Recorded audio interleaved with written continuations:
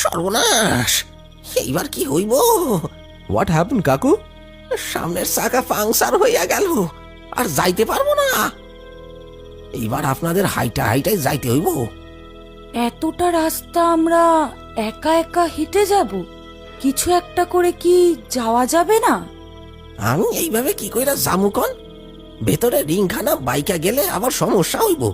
আপনারা আমার ভাড়া দিন, আমি আবার দেখি কোথায় লিক খান সারানো যায়। 5 টাকা লাভ করতে আইসা 15 টাকা লোকসান, শালা কপালটাই ফুটা। সোনিয়া তার ভাড়া বুঝিয়ে দেওয়াতে সে সেখান থেকে চলে যায়। যাওয়ার আগে বারবার সে একটা কথা বলে তাদেরকে সাবধান করতে চায়। আর খানিকটা দূরে যে বাড়িটা আছে, ভুল করে ওই বাড়ির দিকে তাকাইবেন না, আর কোনোভাবে ওই বাড়িতে ঢোকার চেষ্টাও করবেন না। সোনিয়া আর নিখিল চুপ করে দাঁড়িয়ে থাকে। সোনিয়া বলে, চলো এবার 1 কিলোমিটার হেঁটে হেঁটে চলো। ধুর, ভালো লাগে না। চিন্তা করো না, আমি তো আছি। নির্জন জঙ্গলের মধ্যে দিয়ে সোনিয়া আর নিখিল এগিয়ে চলল। নিঝুম চারিদিক, মাঝে মাঝে বন্য শিয়ালেরা ঝোপের ওই পাশ থেকে চিৎকার করে উঠছে।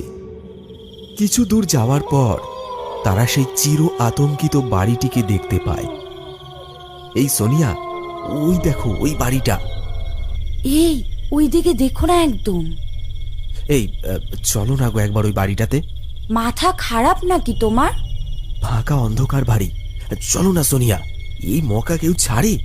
বিয়ের আগে একটা সুন্দর স্মৃতি হয়ে থাকবে আজকের রাতটা। প্লিজ চলো।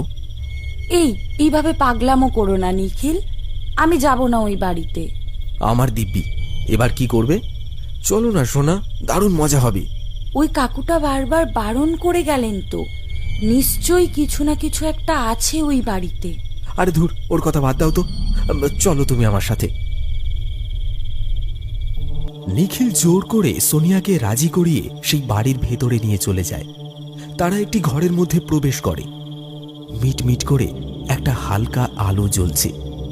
তারা ঘরে ঢোকার সাথে সাথে ঘরের দরজাটা ক্যাচ ক্যাচ শব্দে বন্ধ হয়ে গেল।